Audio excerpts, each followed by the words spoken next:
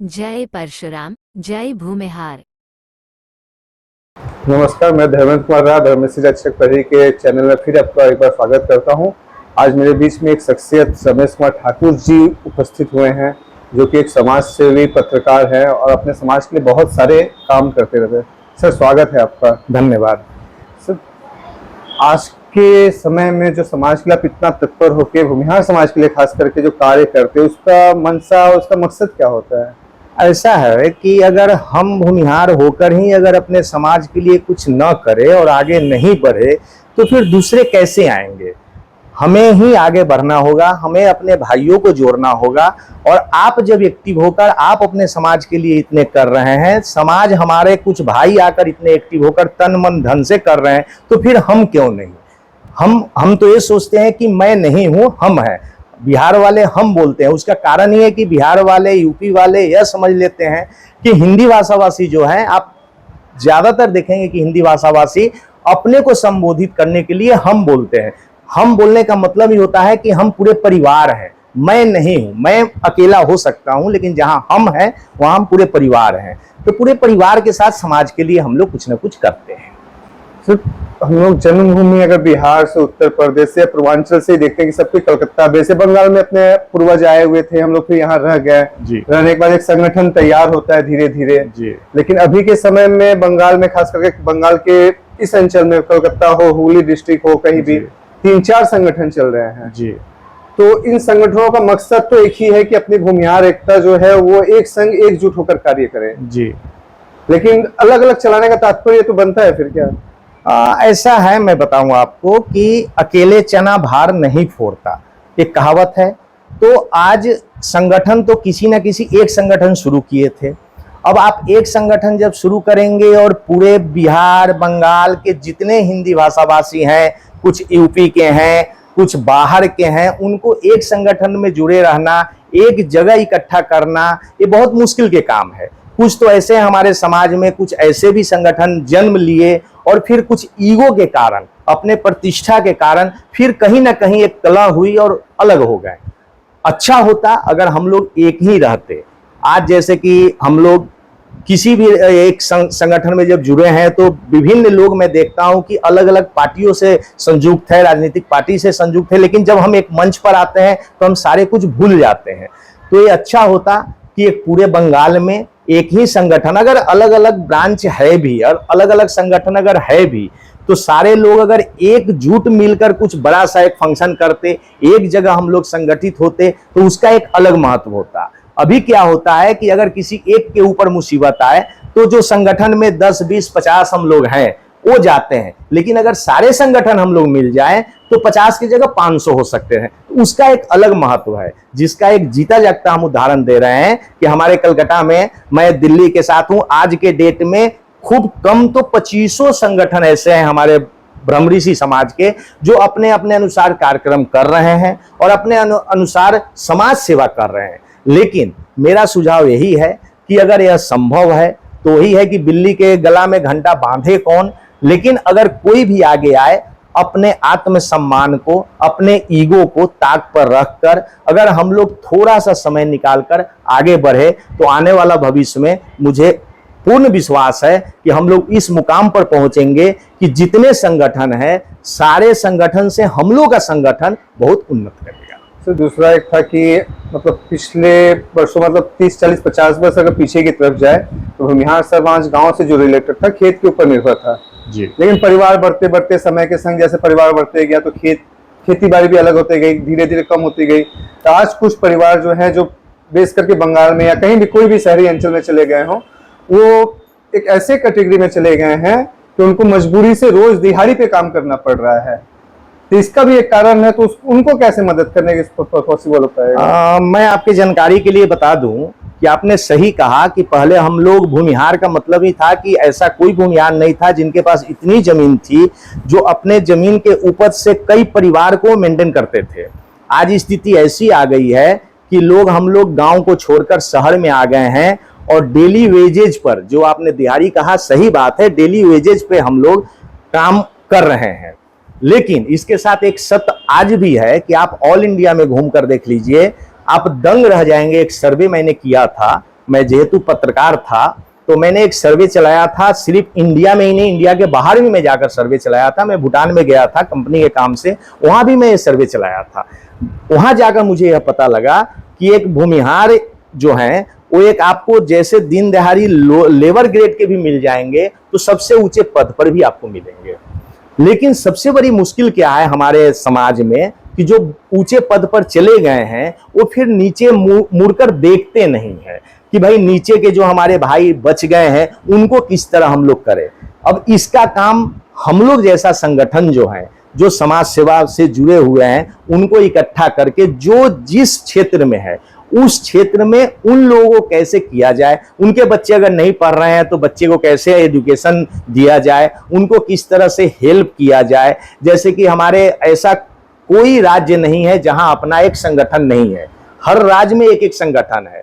तो अगर हम लोग अपना पर्सनल जो कर रहे हैं समाज सेवा, उसके साथ साथ अगर उस संगठन से भी अगर हम लोग संपर्क करके और एक ऐसा मंच बनाया जाए जिस मंच में सिर्फ यही हो कि उस मंच में किसी तरह से जो हेल्प करने आए, अलग अलग कैटेगरी के लोग हमारे रहेंगे। जैसे छोटे से एग्जांपल मैं दे रहा हूं, जो शिक्षा क्षेत्र में है वो शिक्षा क्षेत्र में किस तरह से हेल्प कर सकते हैं, जो मैन्युफैक्चरिंग क्षेत्र में है अगर उनके साथ संपर्क किया जाए तो मैन्युफैक्चरिंग क्षेत्र में किस तरह से हेल्प कर सकते हैं, जो पत्रकार लाइन में है, जो मास कम्युनिकेशन में है वो किस तरह से हेल्प कर सकते हैं।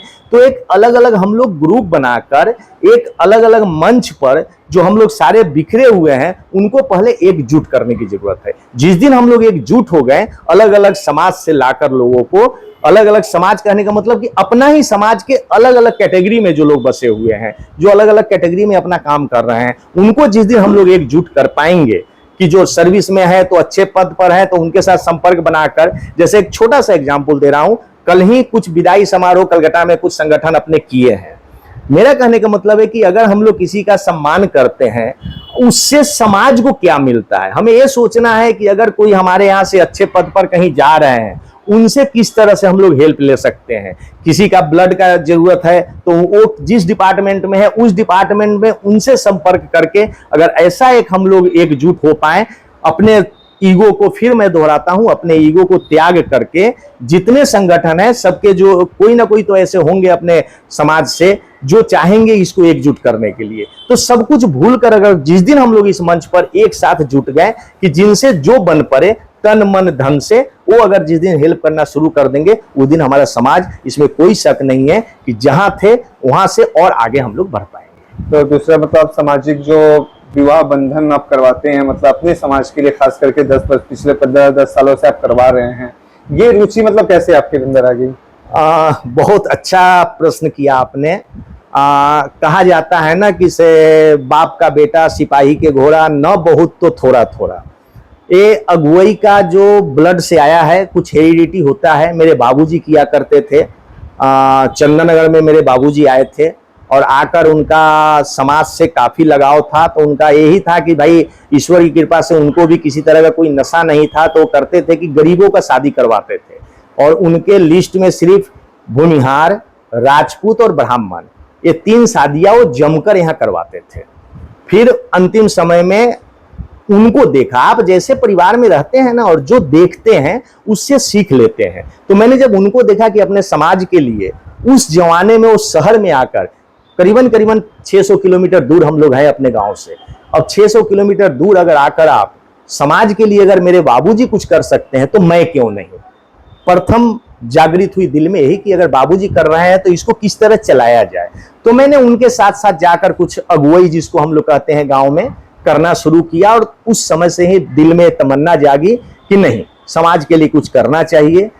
और बाबूजी आज 2012 साल में स्वर्गवास हुए। 2012 के बाद इसको मैं अपने लिए लिया और आज 2012 से एक युग हो चुका है, 12 साल। और लोगों को मैं तन मन धन से, विशेषकर मैं राजपूत और ब्राह्मण के लिए तो ज्यादा समय नहीं दे पाता हूं, क्षमा चाहता हूं, देता तो बहुत अच्छा होता। लेकिन अपने समाज में, अपने भूमिहार समाज में अगर कहीं किसी के लड़की का शादी या लड़का का शादी होता है, मैं चेष्टा करता हूं कहीं से अगर कोई बायोडाटा मिल जाता है तो मैं वहां जाकर उनको संपर्क करवाने का चेष्टा करता हूं, जिससे कि किसी न किसी को आगे बढ़ना होगा। मैं आह्वान करता हूं मेरे समाज में जितने लोग हैं अगर सप्ताह में एक दिन भी समय निकाल ले, सारा 7 दिन का सप्ताह होता है तो आप 6 दिन अपने परिवार को दीजिए, अपने कर्म क्षेत्र को दीजिए। लेकिन अगर एक दिन भी आप 4-5 घंटा भी अगर अपने समाज के लिए और किसी गरीब के लिए देते हैं तो उसका दुआ इतना मिलता है कि मैं गर्व के साथ बता रहा हूं आपको कि आज मैं जो भी हूं, कुछ लड़की वाले के दुआ से हूं, कुछ लड़के वाले के दुआ से हूं, आशीर्वाद से हूं, शुभकामनाएं से हूं। आज मेरा परिवार जो भी है, और बाकी तो मैं तो ईश्वर को देखा नहीं, ईश्वर के जगह मेरे माँ और बाबूजी थे। मैं उन लोगों को देखा और उनसे सीख लिया और उनके बताए हुए रास्ते पर मैं चलकर आज यहाँ तक पहुंचा हूं। और आशा करते हैं कि हमारे समाज के जो भी हैं, मैं गर्व से कह सकता हूं, आपको गारंटी दे सकता हूं कि आप अपने समाज के लिए कुछ तो कीजिए, जहां तक संभव है तन मन धन से कुछ आगे बढ़कर एक कदम आप बढ़ाइए। देखिए ईश्वर आपके पीछे 10 कदम बढ़ा कर देंगे। ये मेरा एक्सपीरियंस है। मैं जो भी कहा हूं, आज हर राज्य में कोई ना कोई पहचान के मिल जाते हैं। मैं कहीं कहीं मुसीबत में पड़ता हूं तो फोन करता हूं तो लोग दौड़ कर आते हैं। ये कम बात नहीं है। आप संपर्क बनाइए, लोगों के लिए कीजिए, गर्व आपको भी होगी और अपने समाज के लिए करने पर आप निश्चिंत रहेंगे कि मैं अपने लिए कुछ किया। उसको आप अपना बाल बच्चा समझिए, अपना परिवार समझिए और आगे बढ़कर काम कीजिए। आप एक कदम बढ़ाइए, ईश्वर आपके लिए 10 कदम बढ़ाकर किसी ना किसी के, ईश्वर डायरेक्ट कुछ करते नहीं है, किसी न किसी के माध्यम से आपके लिए करवा देते हैं।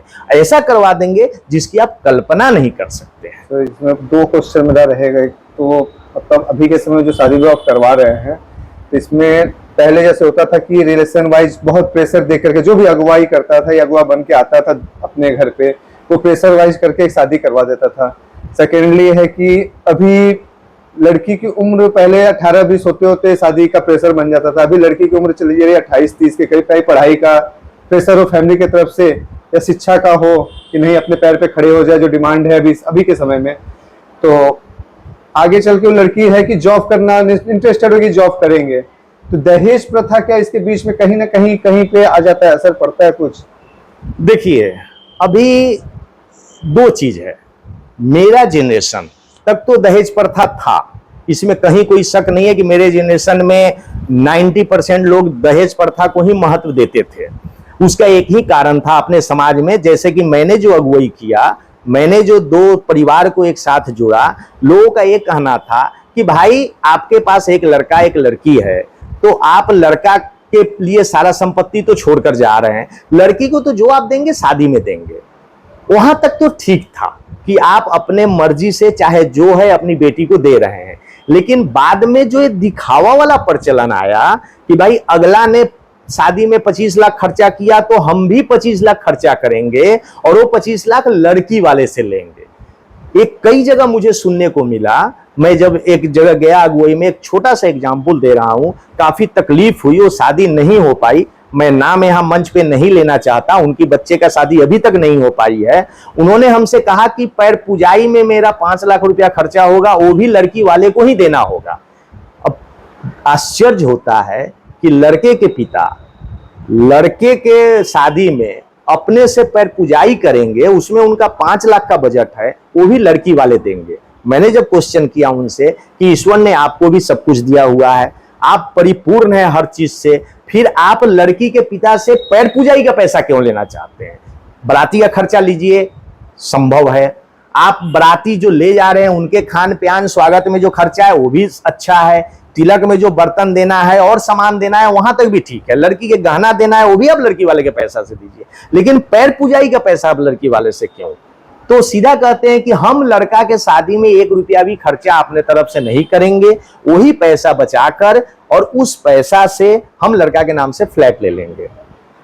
इस टाइप के जो गार्जियन हैं, आप लोग सुन रहे हैं, मैं आपको एक ही सजेशन देना चाहता हूं कि अगर परिवार को खुशहाल बनाना है, आने वाला कल में अगर बहू से सम्मान पाना है, तो ऐसा कोई बंधन मत कीजिए। हो सकता है आपको कोई लड़की वाला दे दे पर पूजाई का पैसा, लेकिन जब वो लड़की आएगी तो सम्मान आपको नहीं करेगी जो आप बिना पैसा लिए हुए शादी करते और वो सम्मान करती। खुशी से हर माँ बाप चाहता है कि मैं अपने लड़की को यथासंभव ज्यादा से ज्यादा दूं, लेकिन जब एक प्रेशर आ जाता है ना, आप समझ लीजिए। एक तो आज एक बायोडाटा ऐसा भी मेरे पास आया, जो लड़का का फादर जो है 15 लाख रुपया सालाना पैकेज पे काम कर रहे हैं, लड़का 30 लाख के पैकेज पर काम कर रहे हैं, मम्मी उनके जो है 8 लाख के पैकेज पर काम कर रहे हैं, और उनका लड़की चाहिए जो कम से कम 10 से 15 लाख के पैकेज पर काम करते हो।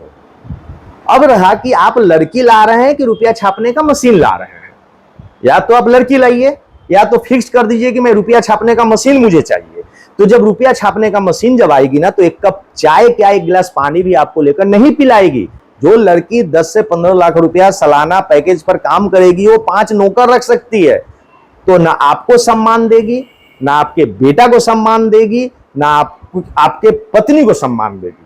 तो इसमें मेरा यही सजेशन है, मेरा एक्सपीरियंस रहा है कि ये घर बिखरता है, तब आकर लोग कहते हैं कि फ्रीडम चाहिए। अरे लड़की को क्यों नहीं फ्रीडम चाहिए भाई? लड़का आपका 20 लाख का पैकेज कमा रहा है, लड़की 15 लाख का पैकेज कमा रही है, तो फिर फ्रीडम तो खोजेगी ही भाई, थोड़ा कम और पैसा ज्यादा।